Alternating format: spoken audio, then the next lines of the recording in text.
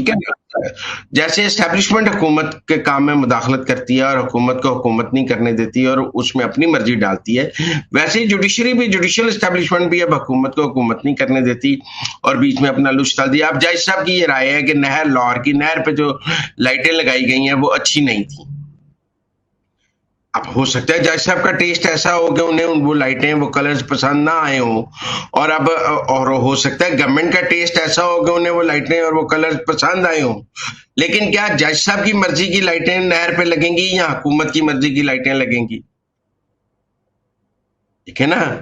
ये इख्तियार पाकिस्तान की अवाम ने लाहौर हाईकोर्ट के जज को दिया है कि उसकी मर्जी की लाइटें लगाई जाएं, या हुकूमत पंजाब को दिया है कि उसकी मर्जी की लाइटें लगाई जाएं। अगर आप लड़कों को बाइक्स देंगे तो वो कॉलेजों के सामने जाके लड़कियों को छेड़ेंगे, ये इख्तियार भी जज साहब के पास है या हुकूमत के पास है? तो मेरे ख्याल में जब जज हुकूमत के मामलात में इंटरफेयर करते हैं और जज हुकूमत करने की कोशिश करते हैं तो वो एस्टेब्लिशमेंट बन गए हैं। जब जजों के अंदर ये तासुर हो जाता है कि वो हुकूमत से मजबूत हैं और वो हुकूमत है। आपको पता है जाजुल एहसन साहब ने फुल कोर्ट में क्या कहा था? जज made law is a law, जज made law is not a law, it's a stupidity. ठीक है ना?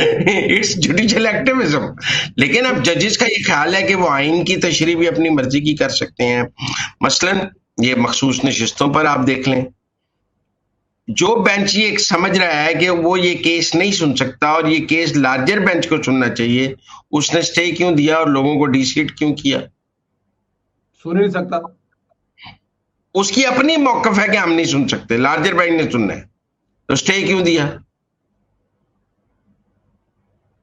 ताकत तो बन रहे हैं ना सर। तो सर इसका रिजल्ट क्या होगा फिर? अब पहले तो एक ताकत होती थी ना जो पीछे बैठ के चलाती थी, तो अब दो ताकतें बन गई ना, तो इसका होगा क्या? कहां जाएगी? इसका फ्यूचर क्या देख रहे हैं फिर आप? मेरे ख्याल में जुडिशियल रिफॉर्म्स होंगी। अच्छा, मेरे ख्याल में जुडिशरी के पर काटे जाएंगे।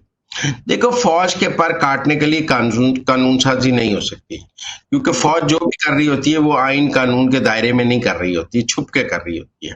जज तो सामने बैठ के ऑर्डर पास कर रहा है ना, और उसका ऑर्डर गलत है या सही है उस पर पार्लियामेंट में बहस हो सकती है उसके, और जब पार्लियामेंट में तकरीर हो सकती है तो वो तौहीन अदालत नहीं कर सकता, कानून साजी हो सकती है, आइन साजी हो सकती है।